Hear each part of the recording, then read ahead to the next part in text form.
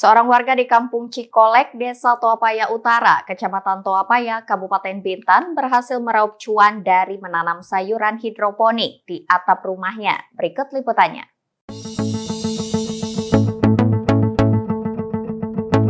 Bintang Oksi Alexander atau yang akrab disapa Oki berhasil meraup keuntungan dari bercocok tanam dengan menggunakan metode hidroponik di atap rumahnya di Kampung Cikolek, Desa Toapaya Utara, Kabupaten Bintan. Di tengah-tengah kesibukannya sebagai seorang jurnalis, Oki mengisi waktu luangnya dengan menanam sayuran melalui metode hidroponik yang dipelajarinya secara otodidak. Berawal dari keisengannya mencoba menanam sayuran dengan hidroponik berskala kecil, kini ia mempunyai kebun sayuran di atas rumah. Dengan luas rumah 6 x 10 meter, ia mengembangkan pertanian hidroponik menggunakan sistem nutrien film teknik dengan 1.500 lubang tanam. NFT merupakan salah satu teknik hidroponik di mana akar tanaman tumbuh pada lapisan nutrisi dangkal dan tersirkulasi sehingga tanaman dapat memperoleh air, nutrisi, dan oksigen yang cukup. Iseng-iseng nengok di YouTube, kebetulan muncul di beranda, apa sih itu hidroponik. Setelah tahu tanaman hidroponik, mulai belajar dari situ apa-apa saja yang dibutuhkan. Kebetulan waktu itu ada tabungan sedikit, jadi nyoba yang kecil-kecilan.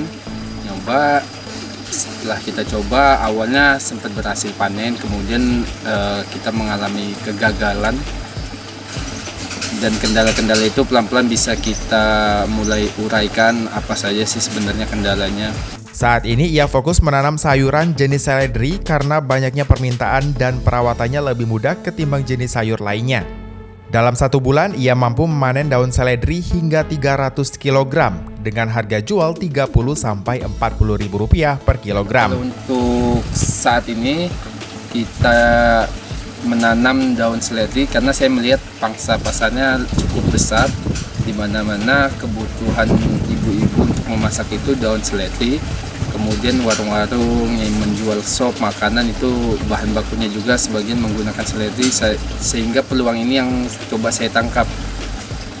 Tanaman seledri sendiri sebenarnya bisa tumbuh di dataran rendah, dataran tinggi, khususnya kalau dalam berhidroponik ini hanya sedikit hal yang perlu kita perhatikan. Pertama, kebutuhan pekatan air, nutrisi, kemudian pH air, sinar matahari, dan juga sirkulasi airnya seperti apa. Oki mengajak kaum muda untuk menjadi petani hidroponik sembari mengisi waktu luang.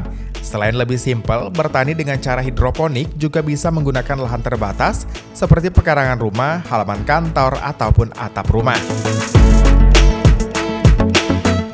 Muhammad, GoTV News melaporkan.